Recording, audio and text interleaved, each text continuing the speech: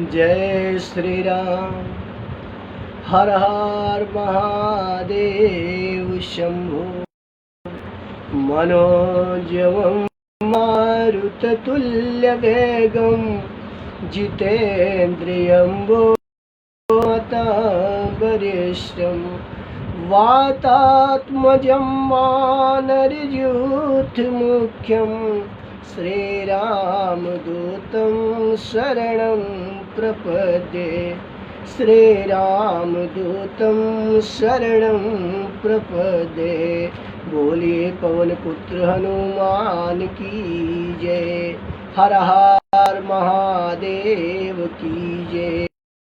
सीतापति राम लला की जय।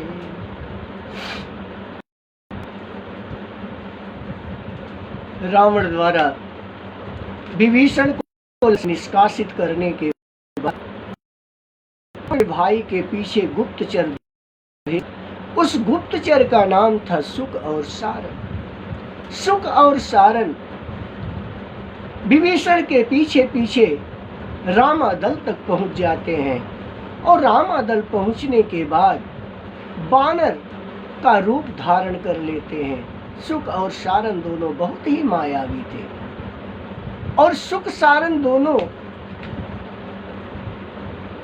वानर का रूप धारण करके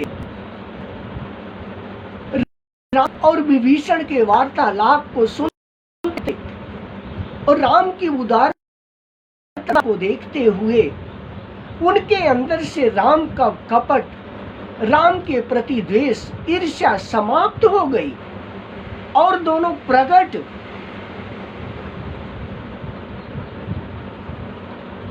जाहिर में सबके लोगों के सामने राम का गुणानुवाद करने लगे, राम की बड़ाई करने लगे। और जैसे ही बड़ाई करना शुरू किए वैसे वानरों को शंका हो गई कि ये जरूर ही अपनी सेना का कोई नहीं है। सुक और सारन को पकड़ वानर भालू लगे मारने। रिपु के दूत कपिन जब जाने, सकल बाधि कपीस पही आने। कह सुग्रीव सुनहु सब बानर, अंग भंग करी पठवऊ बंदर। कह सुग्रीव। जैसे ही बानर भालू उस पकड़ करके सुक सारन को ले आते हैं, अपने समाचार में सुनते होंगे कोई आतंकवादी, उग्रवादी, त्रासवादी ये सब पकड़े जाते हैं या बाहर के विदेश के, अपने दूसरे देश के अपने देश में पकड़े जाते हैं तो उनको बहुत ताड़ना, 3rd डिग्री 4th डिग्री पता नहीं कौन कौन सी डिग्री दी जाती है। तो अगर कोई गुप्तचर हो दूसरी सेना का, दूसरे राज्य का, अपने राज्य में अपने देश में आ गया हो तो उससे ताड़ना होती, उसको आप अनुमान लगा सकते हैं। कपीस सुग्रीव के पास ले आते हैं और सुग्रीव ने जैसे देखा कि अपनी सेना का नहीं है तो रावण की सेना का है तो आदेश देते हैं इसको पटक, जितना मार पाओ उतना भंग कर दो, इसके हाथ और पैर दोनों तोड़ दो। तब इसको पता लगेगा कि ये जो गुप्तचरी करने आया था, जासूसी करने आया था, हमारा भेद लेने आया था, अपने मालिक से जा करके कहेगा, हमारे बल और पौरुष की बड़ाई करेगा। जैसे ही सुग्रीव की बात सुनते हैं बानर भालू उसको लगे मारते, बांध करके, रस्सी से बांध करके बहु प्रकार मारन कपिलागे। दीन पुकारत तदपि न त्यागे।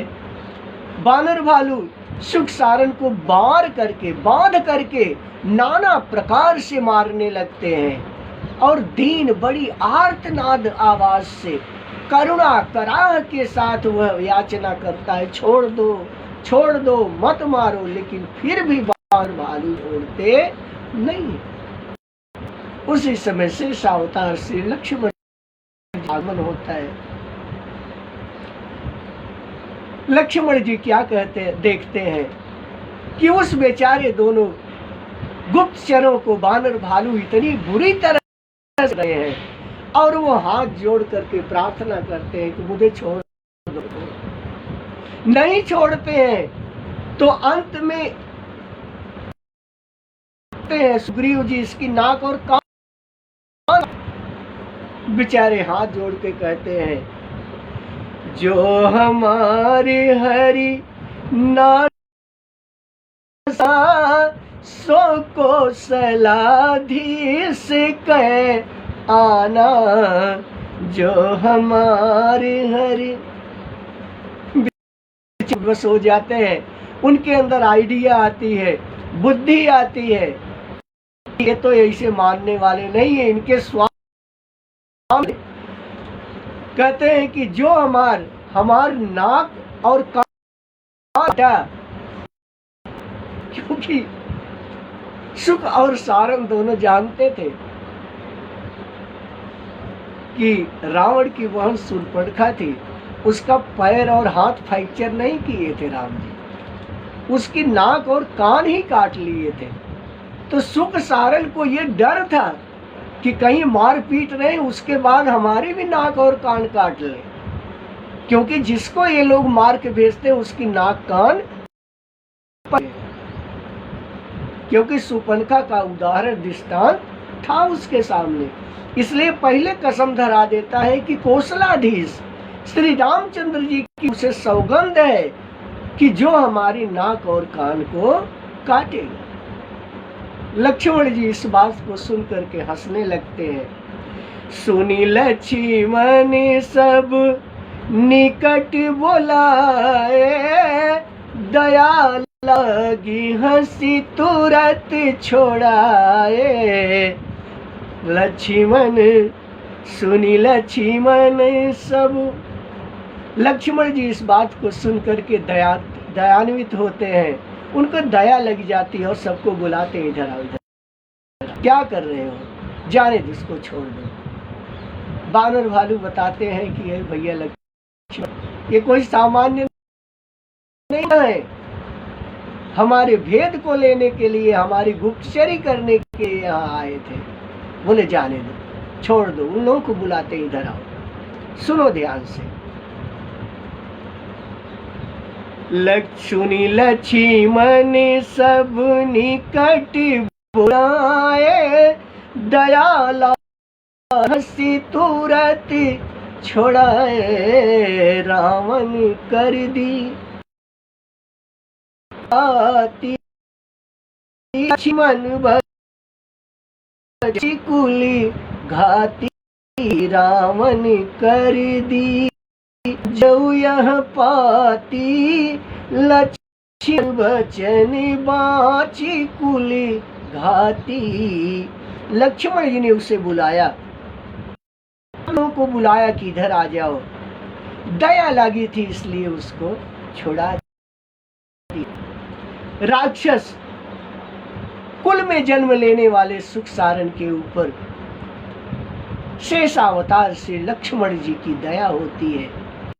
उस त्रास से, वानर भालुओं की मार से, कष्ट से मुक्ति दिला और कहते हैं कि हे भाई सुनो, रावण के हाथ में यह हमारी पत्रिका चिट्ठी दे देना और कहना, हे कुल घातक, कुल का विनाश करने वाला, कुलद्रोही, संपूर्ण राक्षसों का अगर वध होने वाला है, तो उसका उत्तरदायित्व मात्र किस पे जाता है? रावण पे जाता है। क्योंकि रावण का ये जो संकल्प था, रावण का ये जो कर्म था, वो व्यक्तिगत विरोध था। क्योंकि रावण की बहन शूर्पणखा का नाक और कान काट करके राम द्वारा रावण को चेतावनी देना और रावण का उस चेतावनी का अमल करना, परिणाम स्वरूप सीता का हरण करना, यह रावण का व्यक्तिगत विरोध था।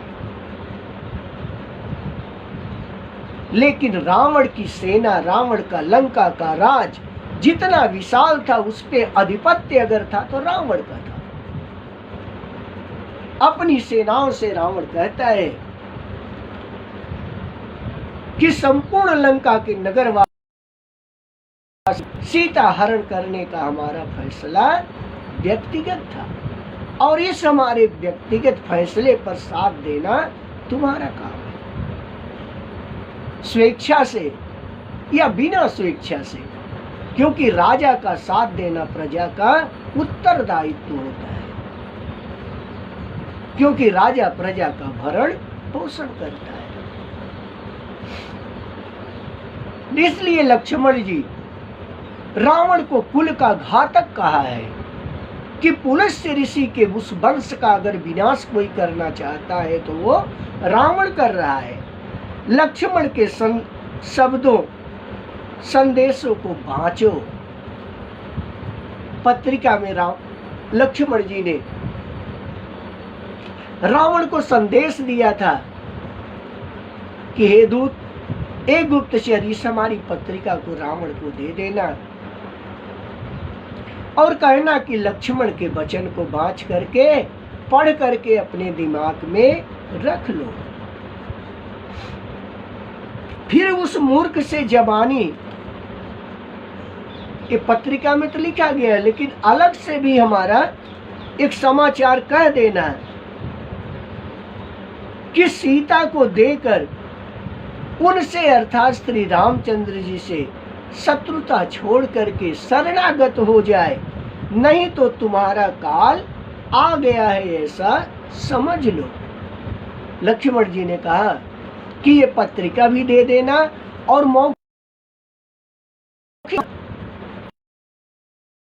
सुना देना कि हे रावण, तुमने सीता हरण करके लंका का विनाश होने के लिए आमंत्रण ले लिया है। इसलिए अगर अच्छा हो तुम्हारा, अगर समय अच्छा आने वाला हो, हमारी बात पर अगर विश्वास हो, तो सीता को राम वापस कर दो और राम से शत्रुता के बदले क्षमा याचना करो, शरणागत करो, और तुम्हारी लंका अचल रहेगी, बची रहेगी।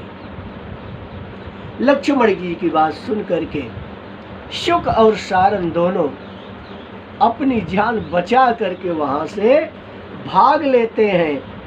तुरत नाई लक्ष्मण पद माथा, चले दूत वर्णत गुण गाथा।